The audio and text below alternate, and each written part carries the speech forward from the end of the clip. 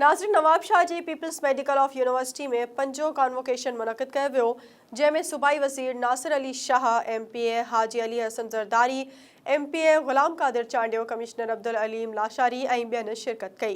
Position माणींदड़नि खे gold medals ॾिना विया। वधीक ॾिसूं था SS न्यूज़ जे रिपोर्टर तालिब हुसैन रिंद जी हीअ रिपोर्ट। जी नाज़रीन, मां PMC मेडिकल ऑफ यूनिवर्सिटी में मौजूद आहियां, जिथे 5 कनेक्शन थी गुज़रिया, जेके डिग्री होल्डर जेके डॉक्टरी पास कया उन्हनि खे अवार्ड ॾिना आहिनि। अचो त हुन सां ॻाल्हि ॿोल कयो, हुननि वास्ते छा चवणु आहे। That is really precious movement for my parents. First हर स्टूडेंट्स खे अॻिते अचणु खपे, पढ़ाई करणु खपे, ताकि हुननि जा माउ पीउ इलाही ख़ुशि थियनि। ॾाढी ख़ुशी थी थिए, शुक्र अल्लाह से जो असांजो ख़्वाबु, असांजे माउ पीउ जो ख़्वाबु अॼु फाइनली पूरो थियो आहे। इहो मैसेज असां सभिनी पेरेंट्स खे ॾींदासीं त तव्हां जेको मतिलबु ॿारनि खे इहो तालीम जे ज़ेवर सां ज़रूरु आरास्ता कयो। असांजी 5 इयर्स जी स्ट्रगल पूरी थी आहे, इलाही ख़ुशी पई थिए ऐं बसि अल्लाह सां जो शुक्र पिया कयूं। ग्रेजुएशन कई आहे BS नर्सिंग में, ऐं मां इहो ई चवंदमि तव्हां पंहिंजी धीअरुनि खे अॻिते कयो। जीअं मां पाण हिकु ॻोठ जी आहियां, दौलतपुर जे ॻोठ में आहियां, पहिरीं छोकिरी आहियां पंहिंजे ॻोठ मां। मेडिकल फील्ड में ग्रेजुएशन कई आहे, अल्हम्दुलिल्लाह तमामु सुठो थो लॻे, पोज़ीशन खई आहे।